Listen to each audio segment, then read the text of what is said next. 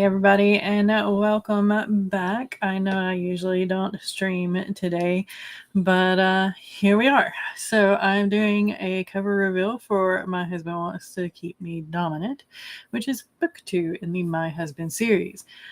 But before I get into that, I want to share a couple of things with you, including something that I just got in. So I ordered a couple of things from Canva. It's upside down because of course it is.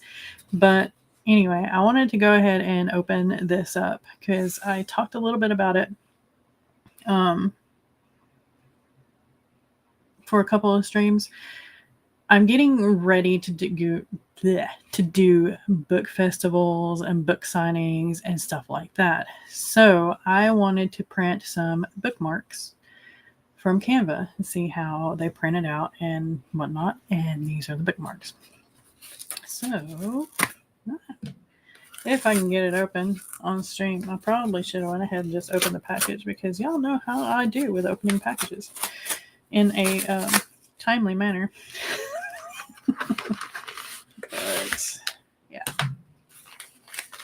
Okay. Well, they are individually packaged apparently. So let's see.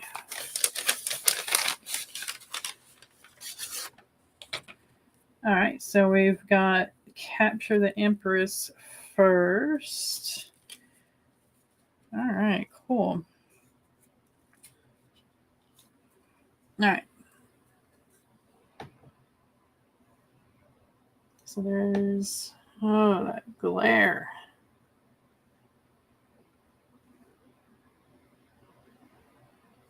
It's not getting any better at all.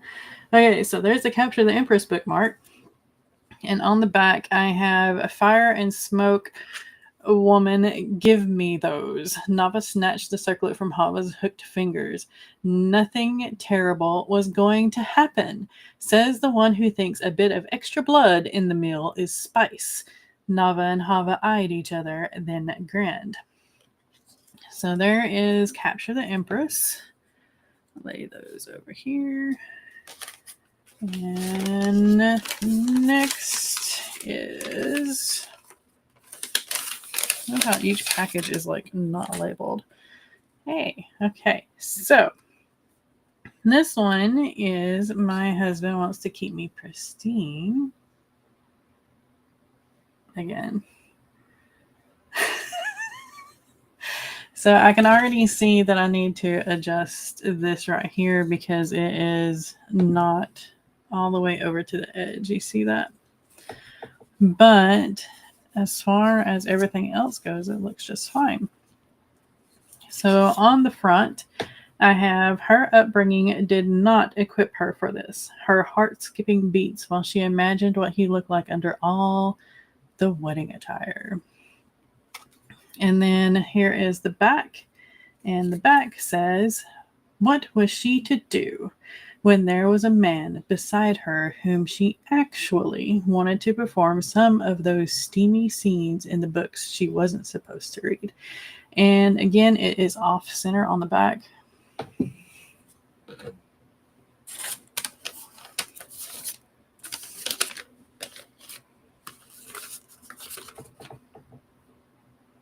Nope. I wonder if I can do like a shadow over it. Not really. But it's off center on the back as well. So I need to fix the My Husband Wants to Keep Me Pristine ones if I want to stay with Canva on printing. And then, hi Maggie, hi Catpaw, hi Christina, hi Weaver Words. Goodness, I told y'all that I was going to be. Okay, so these two were matte. I ordered 2 matte. I ordered one with sharp corners and one with rounded corners in the matte. This one is glossy, and it's I'm No Hero. So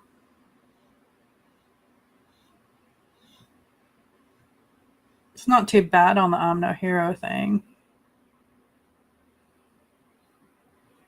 I'll put up pictures of them because this is ridiculous. Um, is a reluctant heroine really what humans need to bring them magic? I kind of like the feel of the glossy. And then on the back is the tower, the dreaded tower. What do you mean you aren't going? You killed it. You have to go. I mean what I say. The fire crackled behind Johnny in the riverstone hearth as he turned from it to face me. I'm not going. The start of all Nadashia's troubles. Okay, so that's a glossy. This last one should be the Bell Earth Witch, and it should be another glossy, which it is. Okay. And off center again. So I'm No Hero was a straight edge, and the center is okay. And you can't really tell it on the front, but you can tell with the tower. See how it's off on those edge right there. Hey Rach, hey Eva. No, I haven't shown it yet. I got the bookmarks in. So I'm showing those off first. So the Bell Earth Witch is again off center, but it is another glossy one where secrets ride along breezes and song awakens magic. So again, you can see how off center it is, but just the cover on there. And then of course on the back, you can really tell because the text is off. Kind of gives it like a 3D effect for the tree there for you. The old ironwood rumbled deep within its core. She sensed the power stretching, searching. She knew the lines of magic had shared nothing with the old tree, and it was desperately scouring their land again. So Nita's missing her brother, and that's the reason why the old ironwood tree is trying to use the root magic system to find. So these are from Canva. I got one for each book. So these are the two glossy ones. I'm No Hero and the Bell Earth Witch. Again, they're off center on those two, and My Husband Wants to Keep Me Pristine, which is matte. You can really tell it there. And then it's not as noticeable on Capture the Empress because I don't have like a border kind of thing. So these are probably just going to be like weird little freebies. I thought I had ordered only one a piece, but apparently I had ordered multiples. Maybe they just gave me free ones, but whatever. Sorry about the rustling. I'm going to be done with the rustling here in just a second, okay?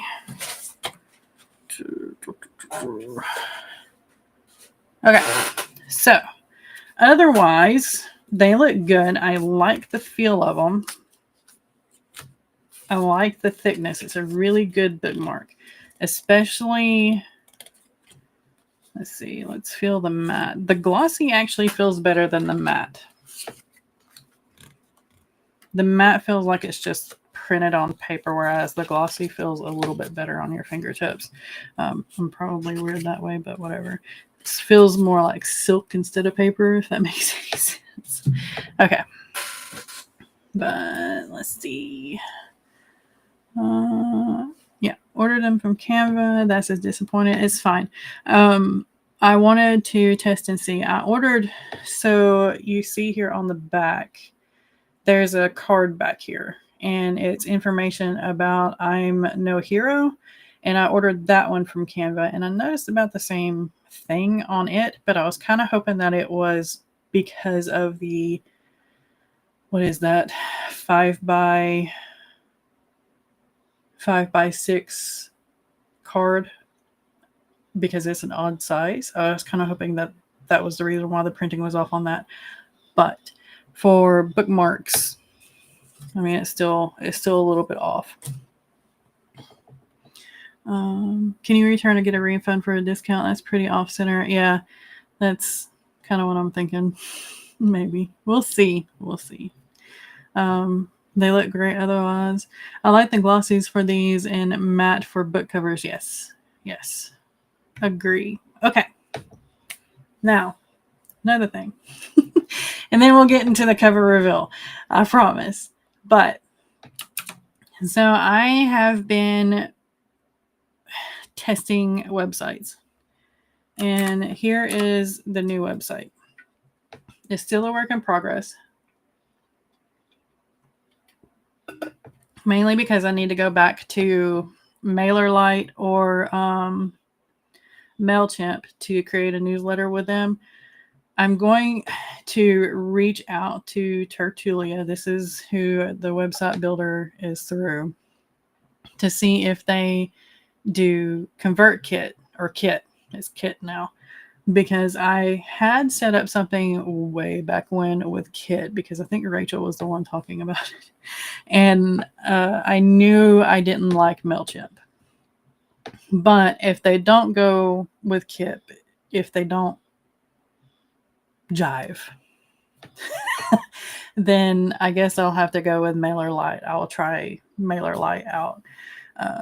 MailChimp is fine. It really is. I don't know. I don't really remember what my issue was with MailChimp.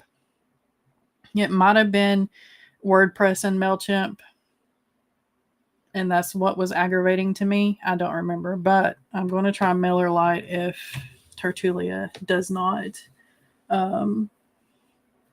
do Kit.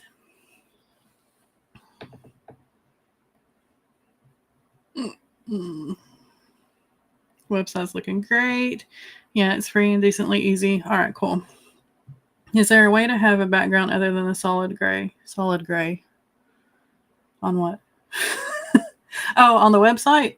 Yes. So this is just a template. And I chose the solid gray because I like having darkness. I don't like staring at the whole background thing, or white background, because it induces headaches. And I know a lot of people are opposite because it puts eye strain. So yeah, let's see. There's plenty of tutorials. Hey James, I would make the image next to your about section smaller to avoid the pixels. Yes. So this is going to be changed out. I think I talked about it like yesterday. I am going to get headshots. And that's kind of like a placeholder. And tomorrow, the hubs and I are off again. Days off. And he's going to work with me on doing headshots because he is great at taking pictures. And I don't know why he takes better pictures than me, but he does. And it's okay. It's fine. But I'm hoping to do that. And that way that pixelated image will go away. It works fine for like my YouTube channel and little things on the website and Facebook and all that good stuff. But yes, I am getting rid of that. I'm in love with the Bell Earth Witch trees as a background. Yes, I love that. Mel is awesome. Or get a better high res image. Yeah, we're going with that. Hello, darkness, my old friend. Yes, I have that song in my head a lot. Between it and Demon Hunter's soundtracks, all of the songs except for Free. For some odd reason, I don't get Free stuck in my head, but all the others do. But yeah. And a random Evanescence song. Just one of them. MailerLite was great, but they only allow 500 free now, and once you outgrow it, you don't get more subscribers with the next level. You have to go up to like 2 or 3 levels of payment for 1,000. Really? Okay, I might be going back to MailChimp then. But yeah, I gotta get in contact with Tertulia. Socials at the bottom of the page prevents people from immediately jumping from your site unless you want them to immediately leave. Okay. I'll see if I can't move it around. I might have to change layouts or templates or whatever. See, that's weird because they also have the socials at the bottom. I don't know why they would have it at the top too. Well, I kind of get it because the contact is up there too, but you know what I mean. Website expert here. I love your input. I really do. I love all of y'all's input. Okay. Sip of water. And I am going to apologize. I don't know how well I'm showing, but I had a panic attack yesterday, and it's kind of carrying over. And today I have the adrenaline still pumping. So if I'm talking too fast, or if I'm shaking, or if I'm moving around a lot, or if my words jumble up more than usual, because I know I do that a lot already, or if I just kind of go blank and silent, I'm sorry. I am going to apologize for that, but I'm working on it, and that's the reason why I'm okay.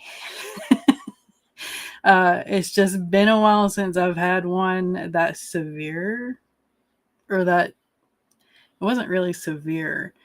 It's just, it was weird. I don't know. It was weird. You have them at the bottom, so just remove them from the top. Yeah. Hugs. Thank you. Does the contact form have reCAPTCHA on it? I'm going to put reCAPTCHA on it. So the thing with the subscribe button thing, again, is with Kit. I have to make sure that they can do Kit. If they can't do Kit, then I'm going to go with MailChimp, and then I'll attach the reCAPTCHA to it. So it's still a work in progress. Thank you. Would have never known. Okay, good. Maybe I shouldn't have said anything. Just keep in mind that you will get lots of spam otherwise. Okay. Good to know. All right. So here is what we've got going on. Yay, I'm tiny. All right, this is what you all are here for. The cover reveal of My Husband Wants to Keep Me Dominant, which is the second book in My Husband Wants to Keep Me series, and right after My Husband Wants to Keep Me Pristine, which is on sale now. Link is down below, especially if you want to do an ebook.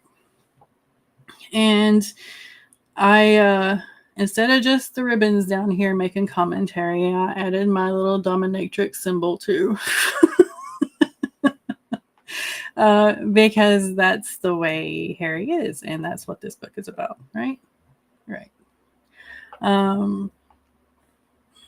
Here we go. Okay. So My Husband Wants to Keep Me Dominant is about these two right here, the submissive and the dominant, Harry and Adeline. Adeline is made with AI, so do keep that in mind. I think I used Canva's AI generator for Adeline, and I found Harry somewhere and just borrowed his likeness. So that's kind of what they look like in my mind. Adeline has dark brown hair, green eyes. She is pale. She's a very Victorian Regency-esque lady. And she has to be prim and proper. But she was also raised with 4 brothers. And being prim and proper doesn't happen all the time. She has a mouth on her. Put it that way. Our dearest Herrick Tierney definitely has a mouth on him in more ways than one. If you asked Fedvick, his best friend, aka brother, about Harry, he would tell you that there's an ass on both ends. That's just the way they are. They love each other. I promise.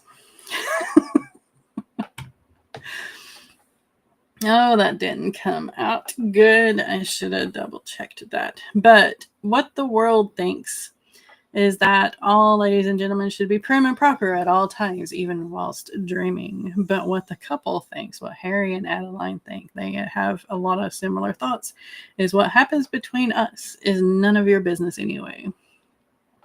A tyranny is not to be trusted, according to the world. And Harry agrees. But he's a little bit different. A little bit. Just tiny bit. Just tiny. So the Tierney family is offspring of the tyrant. The tyrant was Halric Tierney. Harry was named after him, of course. Harry is one of several offspring.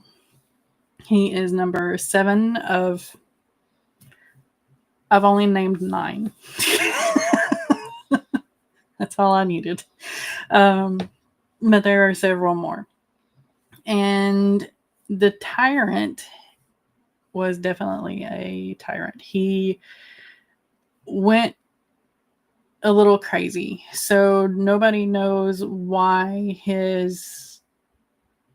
he switched. He used to be a normal person. He was a normal king. He was a lot like his predecessors. He ruled with an iron fist, but he also worried about his people, and he liked his family. He had a big family. He loved the children.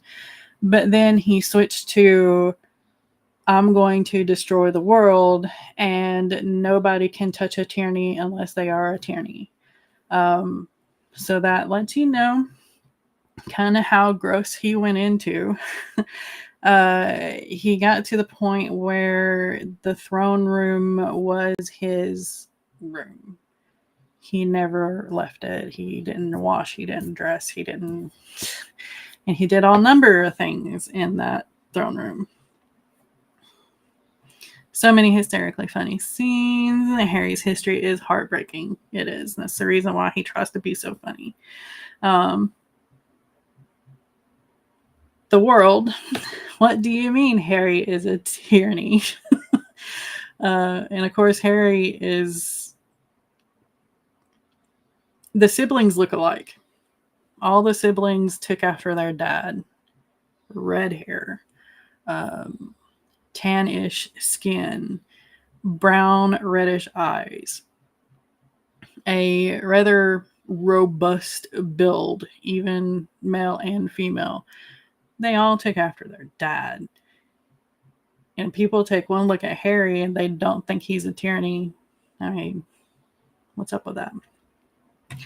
And during this book, rose perfume is all the rage, and Addie absolutely hates it. Harry doesn't really mind it, but Addie absolutely hates it because she cannot stand the scent of rose perfume because, one, it's fake rose.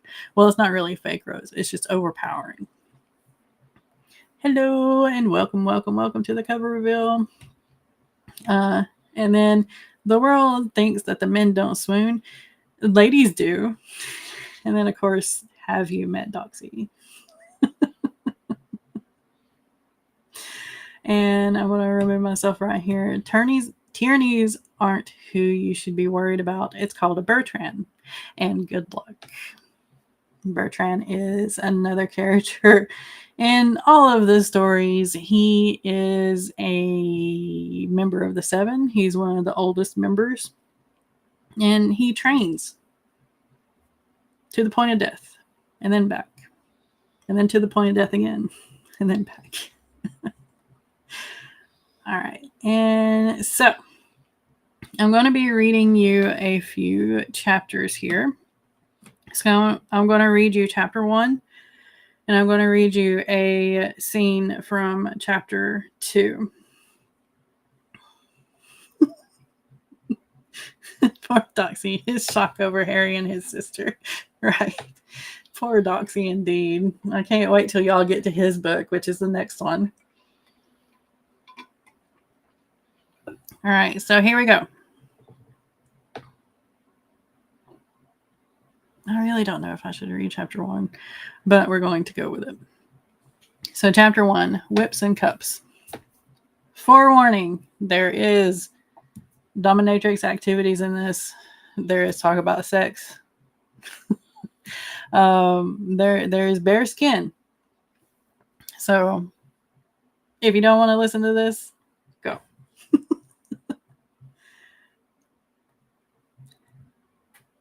So Doxy is a character in this book, in this series of books. So yeah, I know that there's another meaning for it, but he is a character in these books. He's kind of like a golden retriever type character. Chapter 1 is not safe for work. I know. You're welcome. This is spicy. Be warned. Yes. So, man. Okay. We can get through this. Harder. The slap of leather upon flesh broke the rhythm of grunts, pants, and soft feminine cries. The thong slid over the sweaty, tanned back with pink welts as the muscles gathered and released to pick up the order with gusto. Yes, mistress. The redhead turned his head. His heated gaze pierced through the low candlelit room, resting on her as his body undulated fully to make his hips thrust harder and deeper into the woman under him. His audacity made her want him, but she must keep to her role and her chastity. Striding forward, the heels of her riding boots clacking against the cracked wooden floorboards, she put the butt of the whip under his chin, turning his head up so he met her gaze. She placed a boot on his ass after hiking her white skirts up to her knees to reveal the thick, tooled leather and a slash of pale thigh. He stilled, pressed fully into the woman beneath him, who whimpered and mewed as she rocked her hips to keep her own pleasure alive. She leaned down, putting her face in his, the nose of the mask poking his right cheek. I told you to focus on your whore, sir. She's had an orgasm. Don't you want me, Mistress Garnet? He asked, a glint in his dark eyes. Her thoughts drifted to how his hand warmed the small of her back earlier when he'd ushered her into the room. The length of him before he sheathed it in clover. How did it feel? You haven't the money to take my first, sir. Nor do I think you're worthy, since you cannot manage the simplest of orders. Tell me, is he good enough for you? Yes, Clover said with a moan, still undulating under the Lord. The sling's slow movement slid him in and out of her. She watched the muscles in his arm move with each swing and knew he was helping Clover remain done, despite his mistress halting them. Insubordinate. She gripped his long tresses and hauled back while keeping her foot on the left globe of his taut butt. His hands flew to his hair as his back arched. The Lord's hiss of pain made her lick her lips. He had the best sounds of all her clients. The best body, too. Mistress, I should warn you there are tips. A few bit into her palm, but she didn't mind. The mistress jerked him further back, bending him over the length of her leg so the back of his head rested on the top of her knee-high boot. I didn't permit you to speak so freely. Clover took full advantage, gripping those narrow hips between her legs and riding her way. No, mistress, you did not, the redhead stated between pants. I'm taking out a lot of words, by the way. His partner cried out her release and lay in the swing with a smile as she reveled in her completion. Finish yourself, she said, hovering over him before her balance tilted from the odd position. Her boot heel clacked back on the floor, and she grew steadier on both feet. He hadn't moved to obey. Instead, his eyes were up, watching her, hands still in his hair, fingers touching hers. With a flick of her wrist, the leather thongs smacked his flat stomach, taut with the strain of bending backwards. His body jerked, but he didn't make another move to comply. His tongue trailed over his lips, gaze still on her. May I speak, mistress?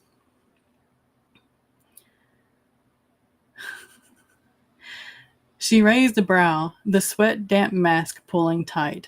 Should I allow him, Clover? He might have a good idea, Clover's twang snaked out as she watched a spot on the ceiling, swinging gently in the straps of cloth hung from the rafters. Speak, she demanded, and returned to stare into his dark eyes. A glimmer appeared there, as if they held their own internal fire within the depths. And that is where I'm going to stop there. And we are going to go down to chapter 2.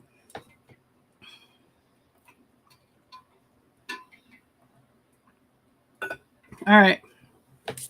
So that was part of chapter 1. I was kind of dared to read that. And since I'm not monetized, then there we are. Okay. So chapter 2. I don't think I have to change out too many words, right? It's Harry. I have to change out words all the time. Okay. Chapter 2. Sated, not satisfied. With a groan, he stumbled off the road toward a tree. Leaning his forearm against it, he rested his head against his arm as he freed himself with his other hand. The sweet release of piss had him uttering a different kind of sound, even as he had to shift his hips to the side to keep the sideways stream from hitting his boot. I have accomplished the dare. He watched the water trickle through the bark's cracks. It was far too bright. This time of night wasn't supposed to be this light. Couldn't have done that about 100 yards back. Harry rolled his head, looking over his shoulder. He grinned, even as the lantern beam blinded him. Slaith! Fedvik! Brothers, wait a minute. He returned his attention to the most important member of the party, shaking him dry before hiding him away. The redhead turned, arms wide. Got a drink? Think you've had enough, Dragon Breath, Slace said slowly, as if reprimanding a child. He held the lantern higher as he looked at the boy with raised brows. Harry grunted, shielding his eyes from the light. Put that down, will ya? Fedvik's dark chuckle filled the space between them. Come on, let's get you to bed. He pulled Harry's arm over his shoulder and leaned the drunk against him. They stumbled back onto the flat dirt gravel road. The gray stone walls of the training grounds reared high ahead of them. Gods, I almost had her, Harry groaned, thinking of the woman of his dreams waiting for him in bed. Her who? Slaith asked, walking beside them on the wide road. You know, his precious gym mistress. Fedvik shook his head. How did you almost have her this time? No, I really did. She was about to let me. I want to taste her so bad. I can't do drunken slurs. She was right there, Garnet, but no, she took Clover, not I. Harry wobbled, leaning heavily on Fedvik one moment and swaying away the next. Me, I coulda. Why she not want me? She's a ducking dominatrix, boy. Not a ducking one, Fedvik corrected Slaith, hence his drunken whining. A good dominatrix who knows how to keep the line, like she's paid to do. I'd pay to fuck her. Obviously, Fedvik muttered, then grunted as Harry swayed away and nearly toppled them both. Slaith, make yourself useful. I got the lantern. Fedvik shot the older man a glare, straightening Harry back onto his shoulder with a grunt. For once being the second, you are not help. Slaith corrected the sober one. No help. Semantics. Oh, big word. So smart. Harry poked Fedvik's cheek, a wide grin plastered on his face. When Slaith pushed open the door, he grinned, lifting both arms high. "We're home." Fedvick groaned at the force Harry used to celebrate, falling back with him as he grappled for a better hold on Harry's waist, but came up lacking. Both redheads sprawled over the threshold of the training grounds, one laughing wildly while the other cursed vehemently. The laughing one embraced the other, declaring that the stones covered in sand were their bed that evening.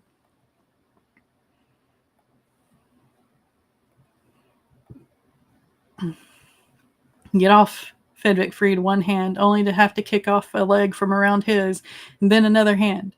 "Slaith!" "Lie in your bed?" "You made it." The elder chuckled, holding the lantern high again to watch the drunken redhead mimic an octopus, while the other fought off the tentacles with all his might. And then there's a scene break, so there's a time skip. Let me take care of this real quick. There we go. Very long, drawn-out expletive. Curse word. Even his favorite word hurt.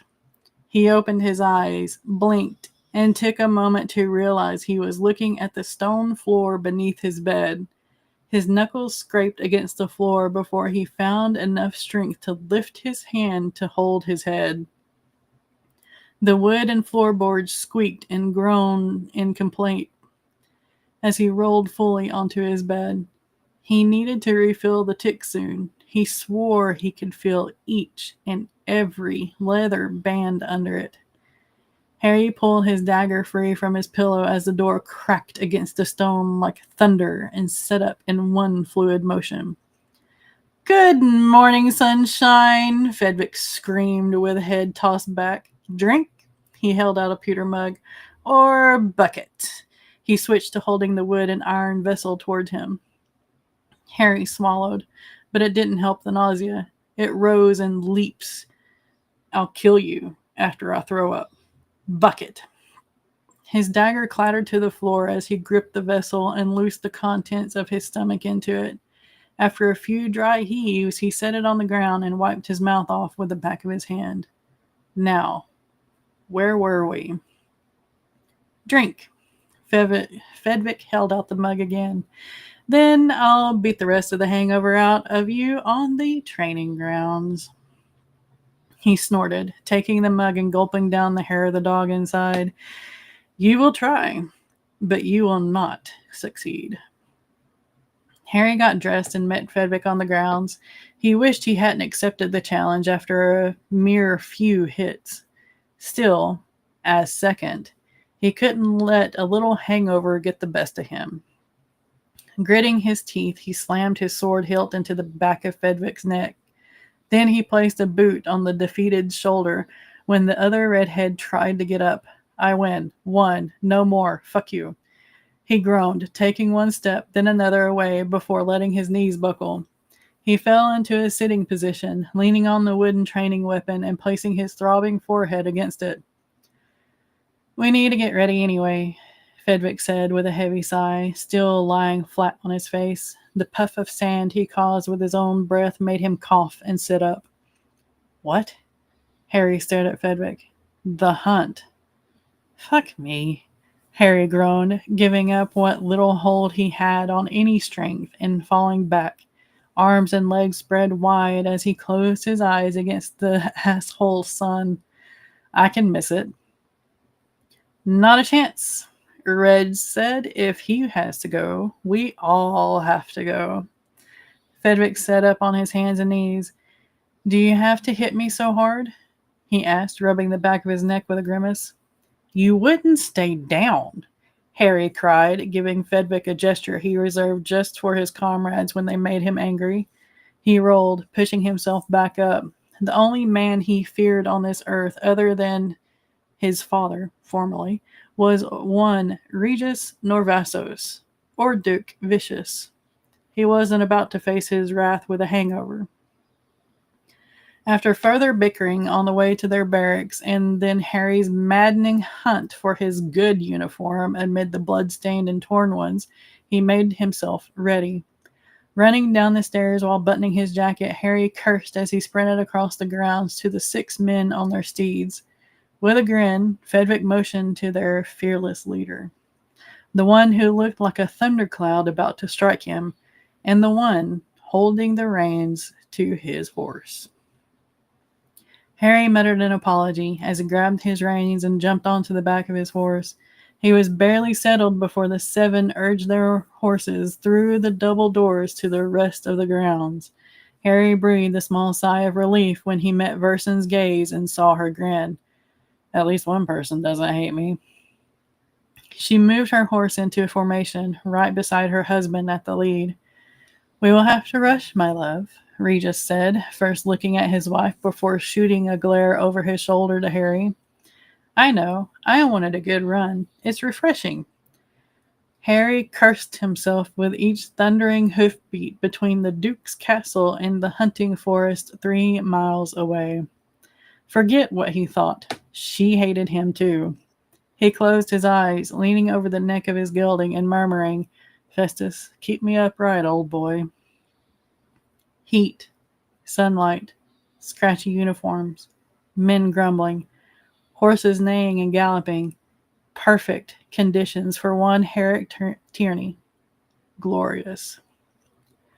All those drinks because Mistress Garnet had denied him again. He would go back and try again with his Garnet tonight. Of all the dames there, she was his. Well, he wanted her to be his. Her voice, how her strikes hit, the weight of her boot on him, those sharpest of green eyes and painted red lips behind the mask in a wicked smile struck all his desires true. Even now, she made sure the flowers received an orgasm while under her command had Harry's heart galloping to her, desperate for acceptance. He'd taken on every odd job, every bounty the king set forth, and saved all he could from the looting war. Harry swore he'd go back to his personal evil to steal from the dead if he needed more to gain her. Each lady there had a price, a debt, and he swore he'd set Garnet free after the first time he felt her whiplashes on his back. Until then, he wanted to give her as much pleasure as she gave him. Last night, he'd nearly touched her. Tonight, perhaps he finally would. Okay, and that is chapter 2. And the husband is calling. He's off work. Let me text him real quick. All right.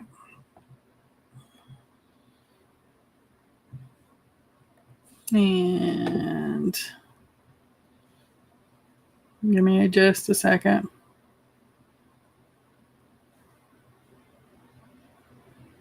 Okay. So I've already kind of sort of read one of my favorite scenes. But I'm going to read you another one. So this is from chapter 9.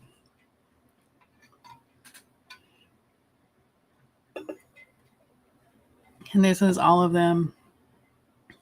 I love chapter 2. All right. Chapter 2 is a lot of fun. Okay. So chapter 9. Meddlesome Meddlers. Doxy's little sister is amusing, Fedvick stated nonchalantly around a mouthful of buttered herbal bread. The 7 were back at the castle, enjoying their usual dinner together with the Duchess Insatiable. The hunt lasted until evening, with the final lord arriving to retrieve his prize at 5. Most of the perfumed ladies requested a few dances afterwards. Harry sniffed his hands and made a face. I still smell like roses. Did little Palm smell like roses? Not that he hated the scent. The ladies were overcome with love for that perfume this season. No. Fedvick leaned over, sniffing Harry's palms as well and shaking his head. Better wash up before you go see your precious stone. Again? Slaith asked, his brows raised. Like it's any different from any other time we've been home, Charn added. Every night he's free, he's hers. Let her be working, Slay said as if praying. Remember the last time she wasn't there? Gods, Fivik groaned. Never heard the end of her charms he missed out on. I'm going to stop talking altogether, Harry claimed, hurt that his friends complained so much about the love of his life. Please do, many of the men in attendance said in unison. Sirs, please, Duchess Verson chimed in. It's not like he hasn't listened to you all about your conquests or wives. Let him have his moment. I think it's cute that he's finally in love. Cute? Harry stared down the table at her. Cute? Another word for precious, like a puppy, like a palm, Fedvik added, giving Doxy a long look. Harry wanted to throttle Fedvik, but upon seeing the come hither stare, he decided not to step in on that explosion. I gather most palms are of the adorable portion of the lords and ladies, Verson smiled, looking between Doxy and Fedvik, then studied Harry. Miss Adeline might be enough to tempt one of you gentlemen. No, she won't. Not a temptress, not at all adorable nor cute. She's mean, a harpy, Doxy cried, fists squeezing open and closed on either side of his forgotten plate. She doesn't smell like roses, but of horses and sweat. His cheeks heated as he struggled for more insidious claims. And more sweat. Well, she won't mind the sweat of a good ride, will she? Doxy's mouth hung open, eyes wide on Harry. He began sputtering half words. His hands flew up, down, created fists, and at last a finger pointed shakily at Harry. Harry, fix him, Regis ordered quietly with narrowed eyes. Harry enjoyed watching Doxy get flustered. It was one highlight of his days. Now, see here, Doxy. You know I'll only give rides to the willing. He stood, wiping his mouth with a napkin before tossing it onto his plate and strolling around the table to place a hand on Doxy's shoulder. He whispered in the boy's ear, Besides, I'm sure I have your blessing, considering I have a few chittering-furred friends at the ready. The sputtering grew worse, Doxy's left eye twitching. Fedvik's brows drew together.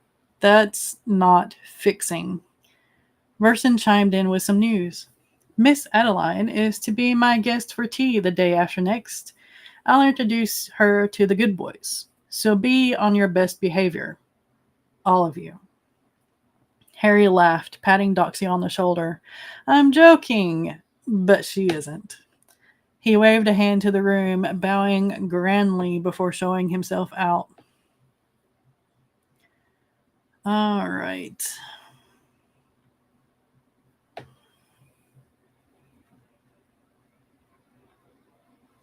So,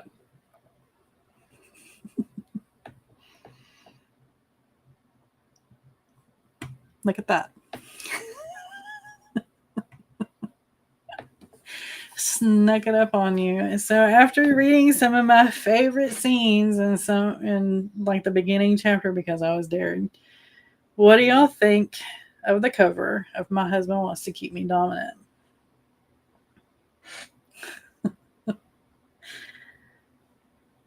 I like the chains and whips, honestly.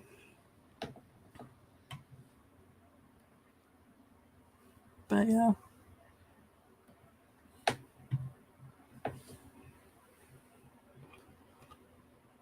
So there it is.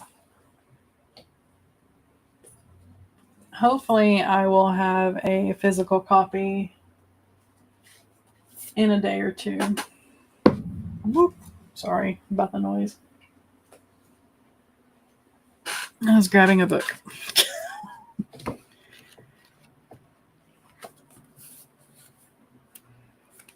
For comparison, this is My Husband Wants to Keep Me Pristine. So I wanted to keep with the same color scheme. And yeah, since Harry is a bit darker, I thought the chains would work better for him. But there's the little dragons that look like they're pollinating the flowers. I had to keep that because I thought it was a good idea. What is it with people calling me during a live stream today? Will the chains be shiny? They look different, as if you could get away with something on them. I wish I could, but Ingram Spark doesn't do like the full stuff, but I kind of started doing some things for the Kickstarter because it's going to be an omnibus. And I think I'm going to go with a company that does the full. That way, whatever the finalized version of the omnibus cover is going to be, because I'm definitely going to get an artist for it.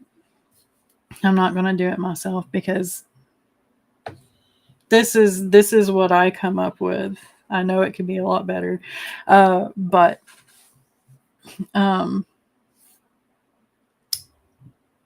had an idea to full a couple of things on that cover. I've got a little bit of a mock-up to do that.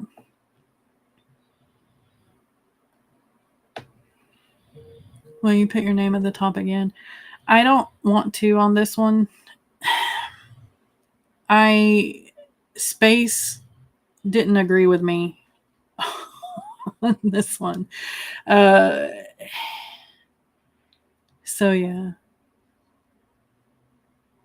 I am going to have it on the spine though. I just don't.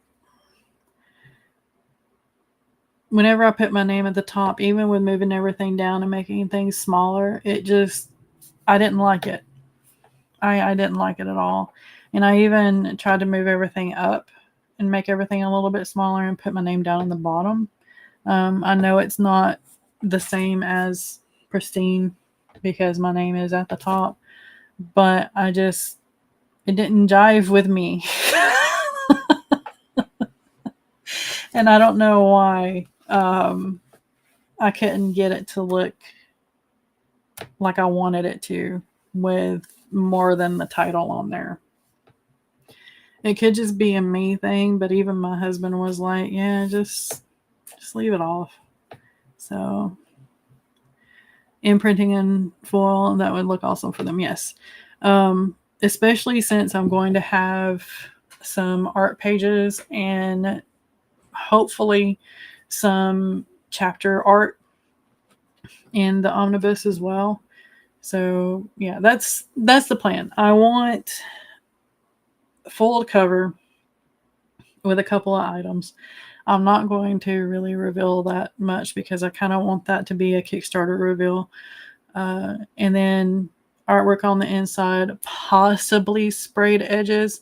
I'm a little leery about sprayed edges, to tell you the honest truth, because the more I play with the books that I have that are sprayed edges, the more wear and tear they get on them. Like there's almost fingerprints on them. So I don't know if that is an indie thing, because the one book that I've gotten was from an indie author Kickstarter, and I think she spray painted her own books. So that's a thing. And then the other is a traditionally published book that has black sprayed edges. And I noticed that along the bottom, when I turn the page, that little indentation stays on the black. So I don't know about sprayed edges, but yeah, full cover, art on the inside. I know I'm going to have art with every book to help separate it. I'm going to get a new map done and hopefully some chapter art too, which will be different for every book. So like my husband wants to keep me pristine, it might just be the Duke's Castle. For Harry, it might be something. I haven't really decided yet. And then for My Husband Wants to Keep Me Gay, it's going to be a dragon and a witch. I think that's what I've got in my head right now. And then for My Husband Wants to Keep Me Sated, I wanted kind of, if y'all have seen the anime Delicious in Dungeon, one of their opening scenes kind of thing is them sitting around the campfire, and I want that for My Husband Wants to Keep Me Sated, because Charn is like their cook. Even though Regis and Harry kind of made fun of the cooking in My Husband Wants to Keep Me Pristine, if it wasn't for Charn, then they would starve to death.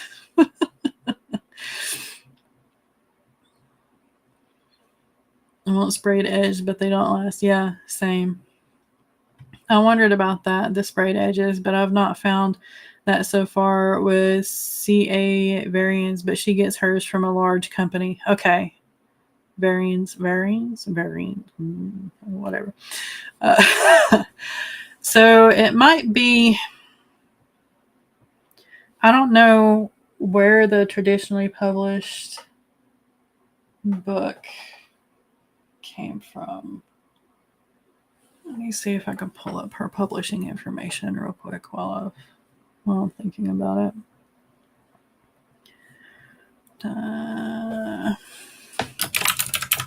I can never. Armand Trout. Armand Fish.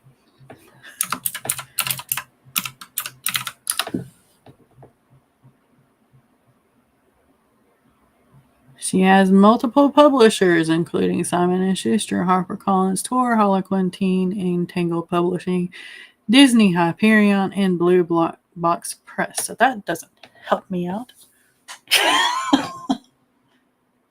I can't see a symbol on the edge of that. For Dominant, why not Lady Garnet's Mask or Room? The Mask in the Boot. The Mask in the Boot. Let's do the Mask in the Boot. I like that. Because that would be unique, because I could design the mask. Yes, very good point. I like that. I should write that down, shouldn't I?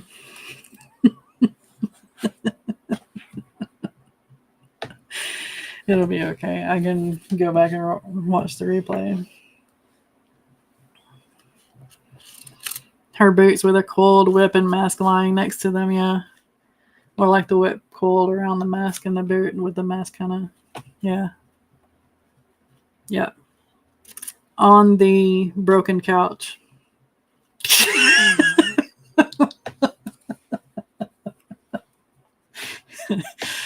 Her boots, her whip, and the mask all coiled together on the broken couch. Because she loves her boots. Her boots are like... So to Addie, her boots are her ability to take her dominance with her, even outside of the night, and not get caught.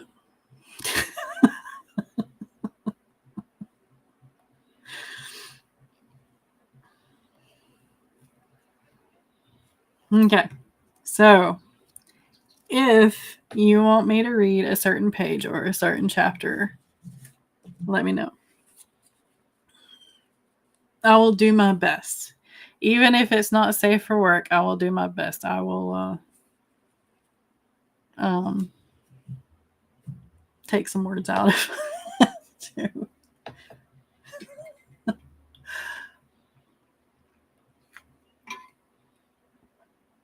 We know how Harry likes to have her boots walking all over him. Yep.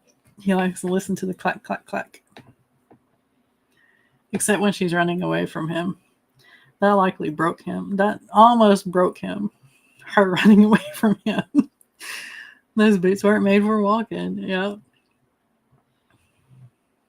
Her boots are her armor. Yep. Okay. So any page requests or any chapter requests? I did add quite a bit. Not quite a bit. Well, when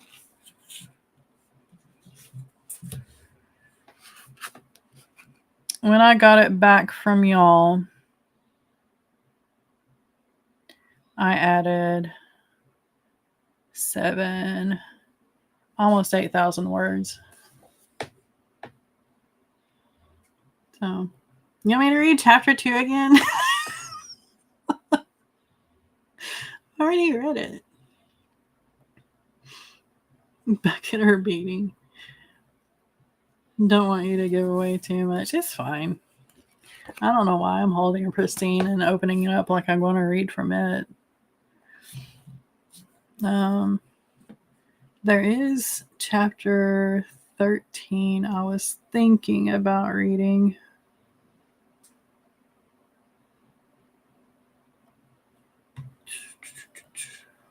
Which is the chase.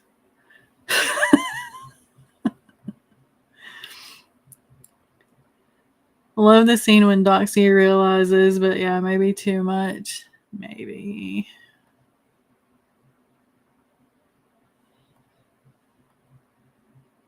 Pick another of my favorites from early in the book. But that scene gives too much away. Okay. So, since I've already read chapter 2, chapter 3 is just way too dark. Way too dark. I don't want to break y'all today.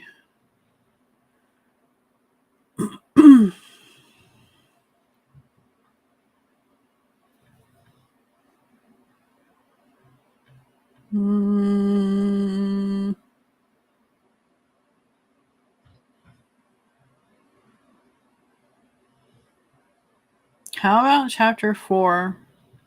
Addie's first run-in with Fedvik.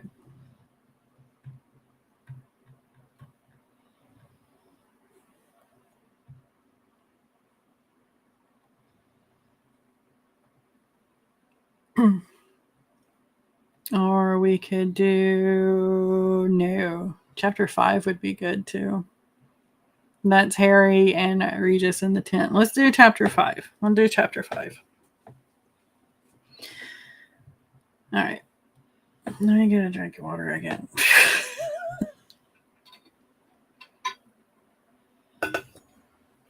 Okay. Chapter 5. Warrior Dreams of Garnet Mistress. Wet under his tongue, a garnet crying his name, and a slash against his back would set any day straight. He was about to dream of such things when his feet were kicked off the chair before him, and he nearly fell out of the seat he was settled in. He pulled the handkerchief off his face. Some flirty miss had embroidered the handkerchief with roses and given it to him in the refreshment tent. His glare quickly turned into a smile. "Greetings, my very vicious but delightful Duke, sir. Why are you hungover, and why aren't you fulfilling your duties?" That's how it was going to be. He watched the arms that could break him in half fold over the broad chest. First question, I'm a fool. Second is a simpler answer. I'm hungover. So much for escaping into a quiet place early. Regis hadn't finished his little speech when Harry happened upon his oasis and the enchanting lady washed in rose perfume. Harry hit his knees when those dark brows twitched up toward the hairline. "I beg of you, Duke, spare me." He glanced behind Regis, suppressing his smile as public attention shifted. Some ladies gasped, their fans fluttering and eyes wide over the laced edges. He returned to staring up Duke Vicious's nose. Doxy needed to trim those things, thick as an evergreen forest. He then began to smile, fluttering his lashes, similar to how a prostitute would while kneeling before someone of Regis's stature. "Get your ass up and in that chair." Regis growled, noting the looks they were getting with a few flicks of his dark gaze. Yes, sir, Duke, sir, happily. Harry nodded, pushing himself up and back into the chair he'd vacated. He frowned when Regis dropped into the seat he'd been using to recline. So much for sleeping it off. Who took your quadrant? Fedvick. Harry scanned the room for another footrest. Who gave you this? Regis snatched the handkerchief dangling loosely from Harry's fingers. Some lady in Rose. Harry lifted a shoulder, eyeing an empty chair just outside the tent. When he caught Regis's look out of the corner of his eye, he huffed. Don't expect me to remember all the names of the ladies here. This is the first time I've met most of them. Your wife doesn't have enough time off your dick to hold gatherings of these ladies. Not to mention you only desire an unobtainable one these days, Regis added, dropping the handkerchief in Harry's hand. He leaned back, checking the box on the table in front of him. No one has returned yet? It's barely been half an hour. Give the little lords time. Harry spotted an elderly lord hobbling toward the tent. He sighed as the elder occupied the chair that he'd planned to steal. She's not so unobtainable. Harry let his grumpiness win and slumped. Have you even asked after her debt? Regis picked up the small box and twirled it in his hands. The madame has an odd way of wording things. The first time she said I'd never afford a life with her. The next time it was that I'd be in her debt for life. And then this last one was a sigh and shutting the door in my face. Then you'd best find yourself a lady. Verson will invite her friends over. One day. The way Regis's lips twisted made Harry doubt the Duke's words. Verson has no friends. The incredulous look would have garnered more than a few laughs if it wasn't followed by, she does. She is perfection. How could she not have friends? Harry placed a hand on Regis's shoulder. Perfection does not friends make. He let those words sink in before hitting his point home. Look at me. All I have are the 7, and I'm perfection. Regis's expression didn't put Harry at ease. Had he worded it wrong? Herrick, you're like a brother to me, but I need to tell you a secret. Oh? You're not perfect. He clutched his chest. It burns. Pain. Such pain. Falling back against his chair, he felt it give a little. Was the poor piece of furniture about to break under him? If Fedvick took your quadrant, who is watching out for Doxy's little sister? Regis turned quickly toward the woods.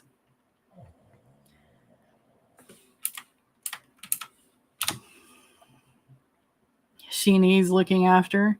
Harry slowly straightened in the chair, barely breathing. Who wants to watch after some skinny kid? She'll be fine.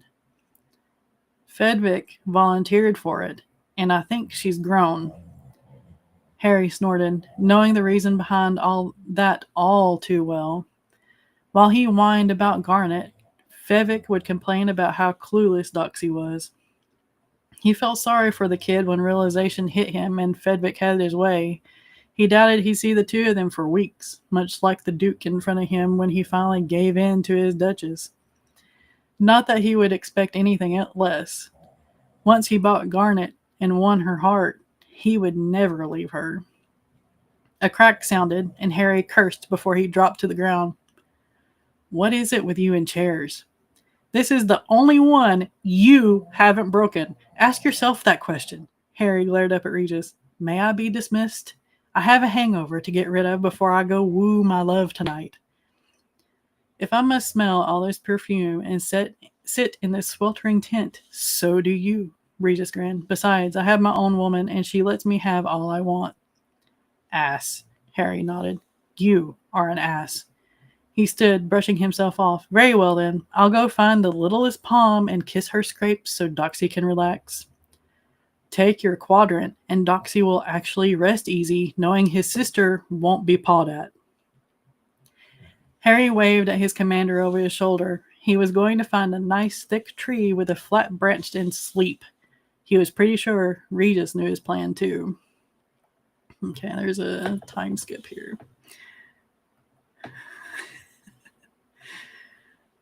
Harry's past is too dark. Ice fallacy. Don't piss off the Duke, right? Harry has no shame. Yeah, truth, it burns us. Harry has no modesty either. Humility, nothing like that. We are all surprised Harry's ego fit in the chest. Barely. It barely did. Hence the reason why he breaks all the chairs. The chairs can't handle his ego. All right. Any suggestions? I'll finish this, the last bit of this chapter. So, time skip. That limb proved simple to locate, possessing even a pleasant breeze originating from the lake. Sleep was not accomplished. For once he closed his eyes, something crashed through the woods and stopped beneath his bed. Harry looked up at the sky and cursed the gods. He then turned his gaze downward and saw a blond man sitting astride a pretty blond horse. Matching set, Harry thought to himself. A basket already rested within his lap, plus one suspended from the rear of his saddle. One was wet from the remnants of the clue, while the other was pristine and held a small stone cushioned in blue velvet.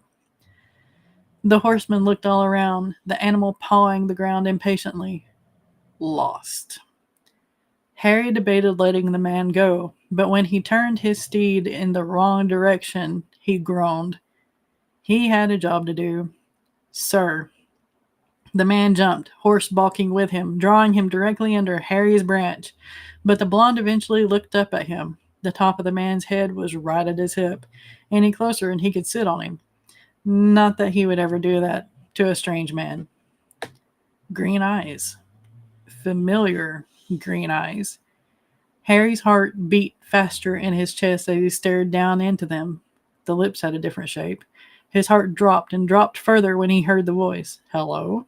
Idiot. He was an idiot. His Garnet didn't hold a hint of masculinity in her voice. You're going the wrong way. Harry pointed to his right. Oh, thank you, Herrick, or Harry, he answered with a lift of his shoulder. He leaned forward, peering closely at those eyes that were uncannily like his beloved's. You've got pretty eyes. The blonde leaned back, drawing the reins up tight in his gloved hands. Thanks. Share them with anyone? Addie. Addie? My little sister. Why does it matter? Harry ground his teeth. There is no way Garnet was a lord's sister. She was in debt. No lord at this hunt had such a disgrace to their name. So he smiled widely. I like green eyes. Always said I'd marry a green-eyed girl. The man scoffed.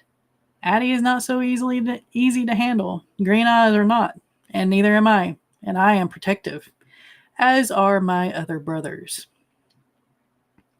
Little do you know, I rise to a challenge. Your name, sir. Harry was invested now. He'd have the entire family eating out of his hand before the fortnight was out. Palm. Percival Palm. Fuck. That was a bit too much of a challenge. Although, Doxy's face when Harry strolled around with his little sister on his arm, worth it. Worth every duel. All 5 of them. Well, Percival Palm, I'm Herrick Tierney. Little Doxy knows me deeply. Pleased to make your acquaintance. I look forward to getting to know you, and little Addie, much better. And there goes Harry's ego again.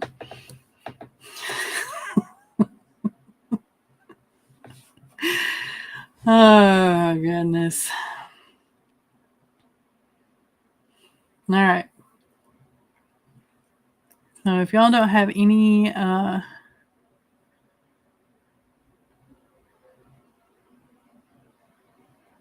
chapters, let's see. Speaking of the phallus scene, I'll read that one. So that is chapter 6. This is the chapter right after Harry meets Percy. So this is back in Addie's point of view, and she is still hunting for the basket just like Percival was. And each basket has a clue that is in a very nice shape. This one is going to be available October 30th. It is available for pre-order now. I have too many pages up. Hold on. Ready to go. Good Lord. I'm not going to tell y'all how many tabs I have. Okay. So as far as ebooks go, there's the pre-order link from Books to Read. Physical copy pre-order will be coming soon. The ones that I do physical copies through haven't accepted it just yet. It's still in the process. So yeah.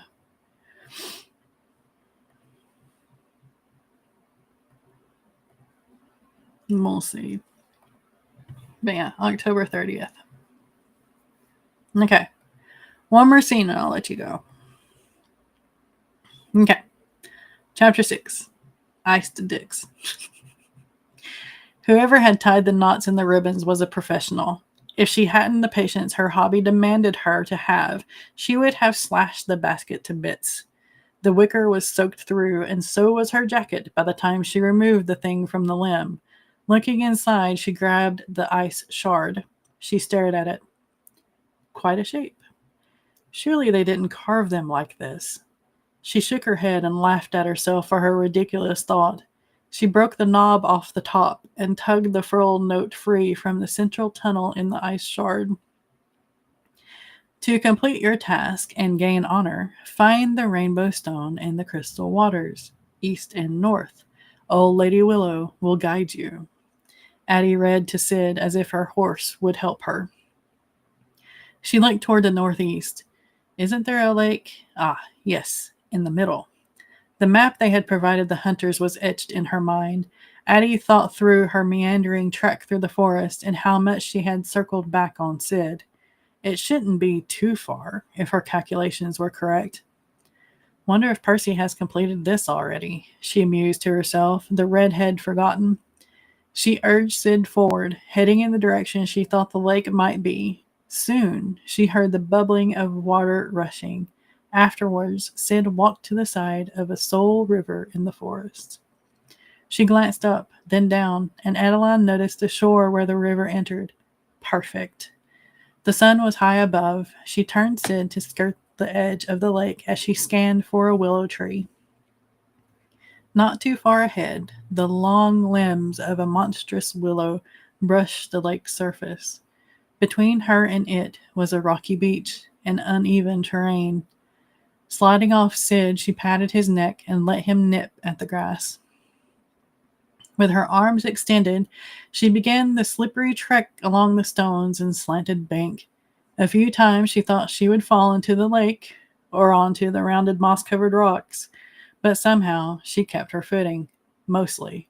Sure, she caught herself once or twice, before she fell on her ass and cried like a toddler because she swore she broke something. Where was Fedvik to break her fall? Stubbornness was a family trait that she was proud of. She hobbled the rest of the way to the willow trunk. Etched into the bark were 4 arrows. Addie stared at them, holding a hand to her ass and trying not to whimper again. 2 were blue, 1 red, and 1 yellow. Rainbow stone, she murmured to herself, willing the arrows to tell her what she needed instead of having to guess. She wasn't very fond of puzzles.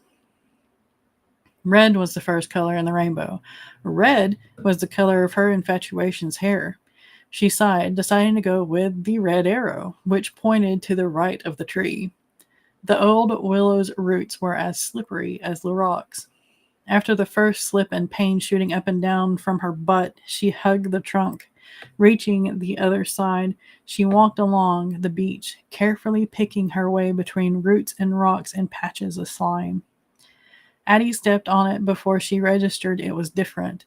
A red rock pressed in between moss-covered ones under a raised root. Bending with more than a few curses, she picked the painted stone up, careful not to turn it lest there be an arrow. There was, pointing to the lake. Addie sighed, tossing the clue over her shoulder. She didn't think she could straighten back up. Pretty sure she should remain squatting for the rest of her life.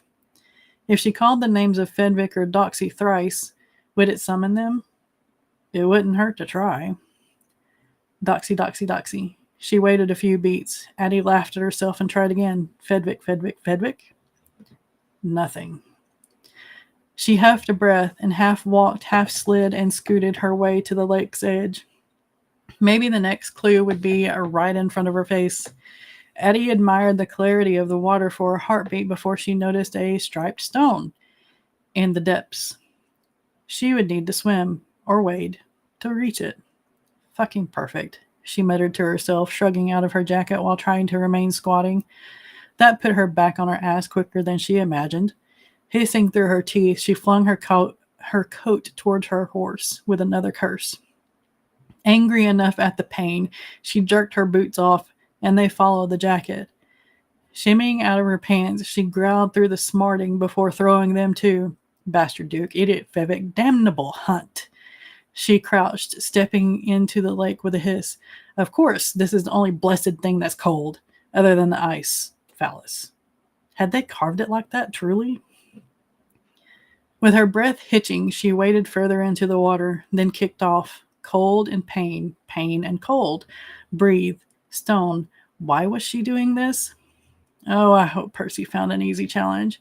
She wished to the lake before looking down to see if the tiny painted rainbow appeared under her yet.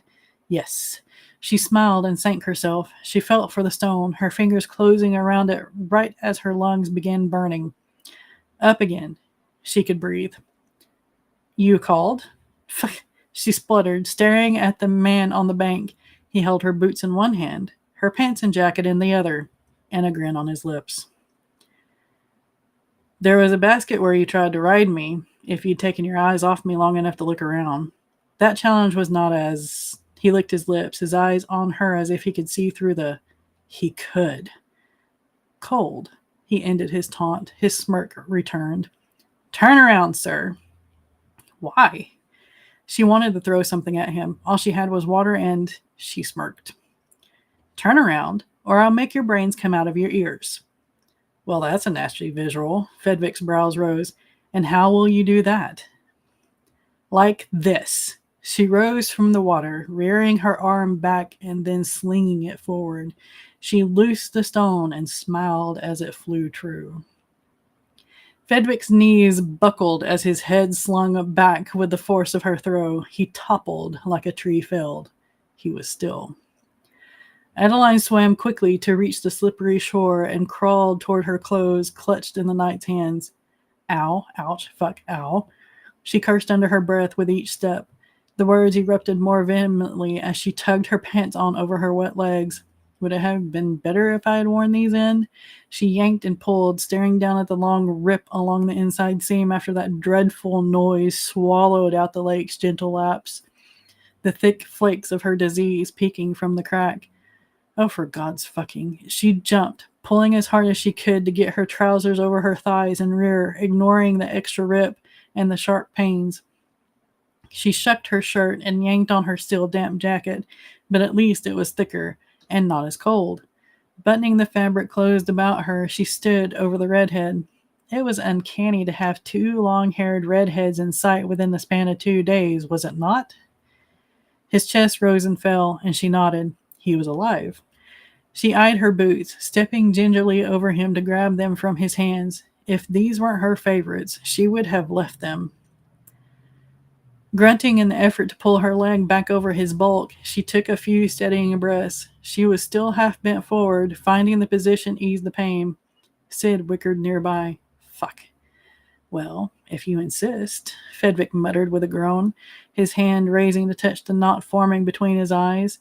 He looked at his fingertips as if expecting to see blood. When he didn't, he touched the bump again and hissed as he sat up on one elbow. His gaze swept up and down her. Why are you standing like that? My ass is broken. He snorted, only to sober when she glared at him.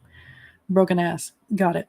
He cleared his throat. With a whimper and a groan, he pushed himself to his feet, swaying slightly as he straightened. Might have a broken rear, but you've got one hellish arm. Doxy kept stealing my slingshot, so I learned how to do without one. She smiled a little at the memories before straightening herself. Oh, I can't do this. Go on without me. I'll just live here. Fedvik laughed. Come on. He stooped to grab the rainbow stone and leaned dangerously to one side, then the other. When he stood back up, the redhead grunted, shaking his head slightly before closing the distance between them and sliding the rock into her jacket pocket. He looked down at her feet, where her shirt was. You fond of that? Not particularly. Good. He moved to stand in front of her, facing away, and held his arms above his hips, hands bent towards her and open. Get on.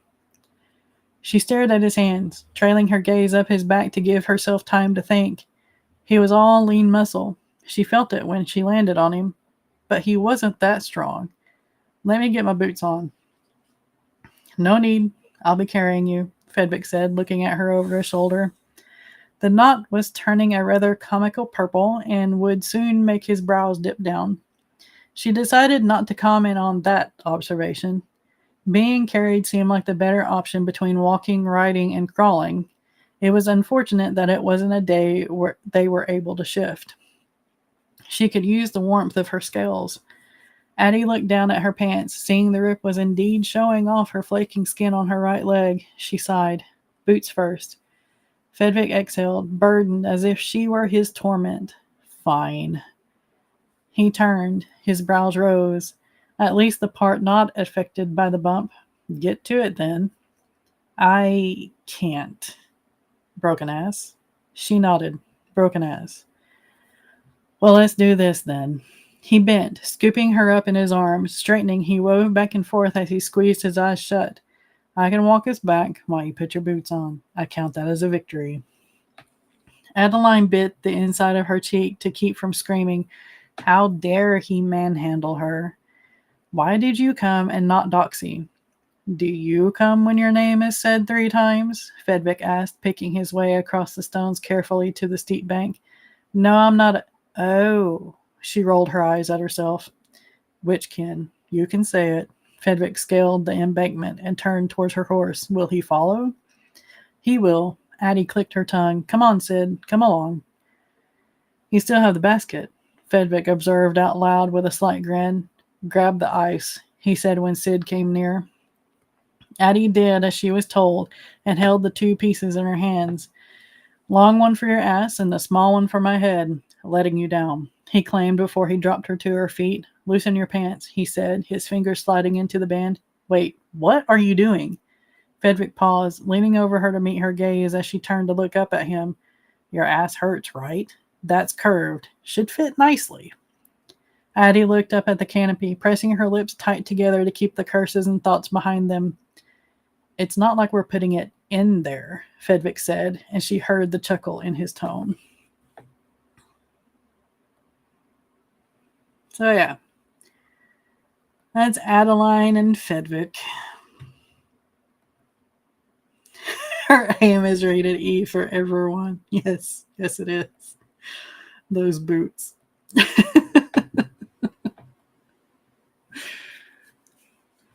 All right, so October 30th, make sure that you click on this link right here if you like the ebooks. That way you can pre-order them. The physical books will be coming soon. I should have a physical copy that I will do a little bit of an unboxing for, unless I just hold it for the launch party. But we'll see. We'll see. And I might be ordering some bookmark type things from, I think we'll do Vistaprint next. I think they actually do where you can order just one to proof it kind of thing to see how it looks. If not, then I will try to fix the design in Canva because these are pretty good. They're just off center for some odd reason. It's probably something I did, to be entirely honest. Because it always is. You are quite welcome. Thank you for joining me for the cover reveal. I will be back Thursday morning for my usual Thursday morning writing stream, all the words October, so that we can go back to having habits and all that good stuff, writing habits, editing habits, reading habits, whatever, what have you. And yeah, I'll see you Thursday morning, 9 a.m. Bye.